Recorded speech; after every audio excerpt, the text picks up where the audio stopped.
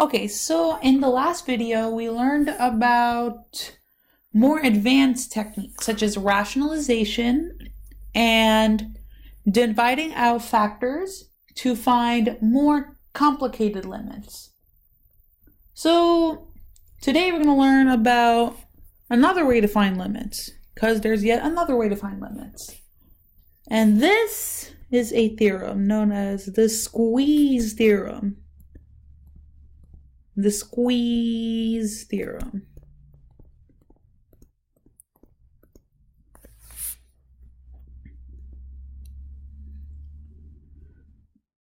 Okay, so what the Squeeze Theorem says is that if you have a function f of x,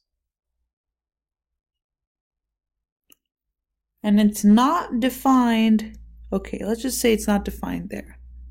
So this is f. Now suppose you had another function, g,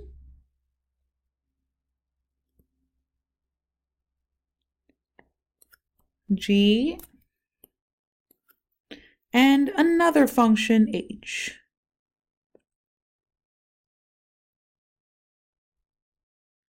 Okay, so you have g, f, and h. So if f is between, the values of f is between h and g for all the numbers x in the interval containing this value, we're going to call a. Okay, for this x value. So if f is between these two functions for all x in the interval containing this number, and if the limit as x approaches a of g of x is equal to the limit as x approaches a of h of x.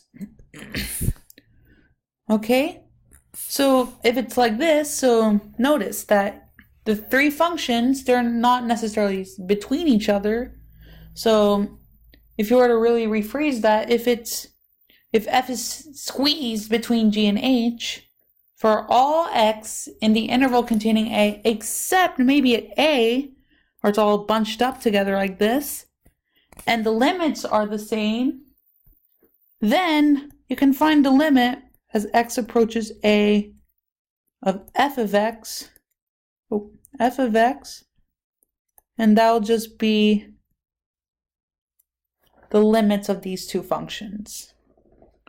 Okay, so let's do an example. So let's say we had a function is undefined at 0. We don't know what the function is. So let's say this is our function, f. However, it's squeezed between the functions g of x equals x squared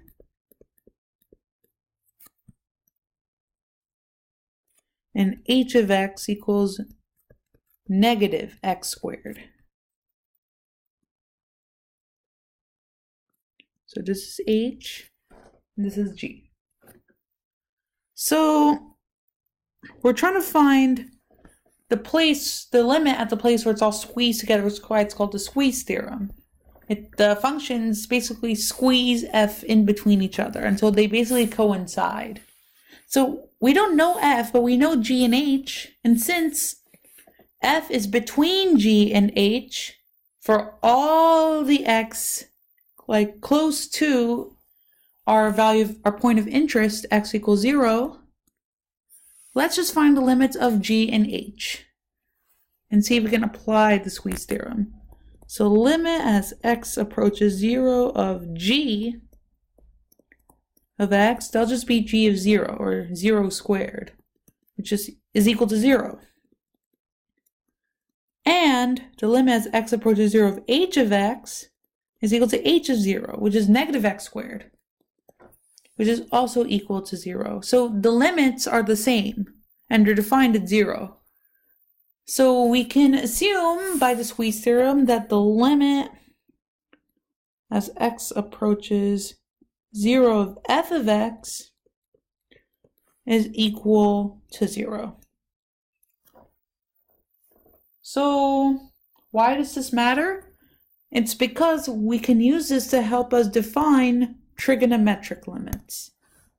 Okay, trig limits. So yes, there are limits of trig functions. So you can prove it using the Squeeze theorem. Okay, I might prove it in another video. Okay, but using the Squeeze theorem, you could come up with these two limits. Limit as x approaches 0 of sine of x, so sine function of x over x, this limit is equal to 1. So these are just two limits you will have to memorize. And the limit as x approaches 0 of 1 minus cosine of x over x is equal to 0. So these are the two trig limits that are important to know. Now, let's use these two limits to help us solve trigonometric limits. So first, let's have the limit as x approaches 0 of the tangent of x over x. So this limit, we don't have a limit for tangent. However, we can use trigonometric identities. So of course, pre-calc or algebra will come back again in the form of trigonometric identities to help us solve this limit. So, you know, the tangent of x is equal to sine of x over cosine of x. Which means the limit, you can write this as the limit as x approaches 0 of sine of x over cosine of x over x. Now you have sine of x and x in the same place. So you might have a thought of applying this limit if you were to separate the cosine of x, which you can. Sine, which gets you sine of x over x times 1 over the cosine of x. So let's evaluate both of these limits, and then we could use the product rule for limits. Okay, so limit of x approaches 0 of sine of x over x, that's just equal to 1. Now, the cosine of 0 is 1, and 1 over 1 equals 1. So that's 1 times 1, which equals 1. So we found the limit of tangent of x over x using the trig functions. Now let's do another one. Okay, let's do another one.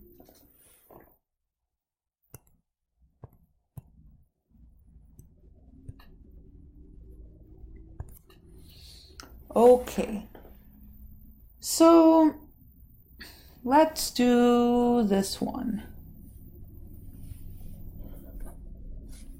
The limit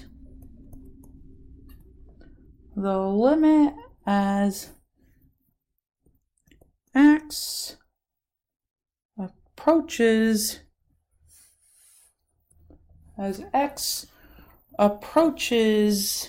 0 of sine of 4x over x. Now this, okay, is a bit trickier because it doesn't really fit our previous rule. That the limit as x approaches 0 of sine of x over x equals 1. So it doesn't really fit our rule since we have this 4x over here. But what you can do is use a little algebraic manipulation. You can multiply and divide by 4. So multiply the limit by 4 and divide it by 4. Okay, and that gets you the limit as x approaches 0 of sine of 4x over 4x. So you have this expression right here. So let's substitute a variable. Let's say that, let's put a variable y that is equal to 4x. Okay, so we might have to change what x approaches. So as x approaches 0, so if x equals 0, then we're going to find the limit as y approaches 0. Because 4 times 0 equals 0. X is 0 at this point. That means we're going to have to find the limit as y approaches 0. So if you were to do this, the limit as y approaches 0 of sine of y over y, well, that just equals 1 by this theorem. So that's 4 times 1, which equals 4. Okay, so let's do one last problem. Okay, so let's do one more. So the limit as x approaches pi over 4 of 1 minus the tangent of x over sine of x minus cosine of x. Okay, so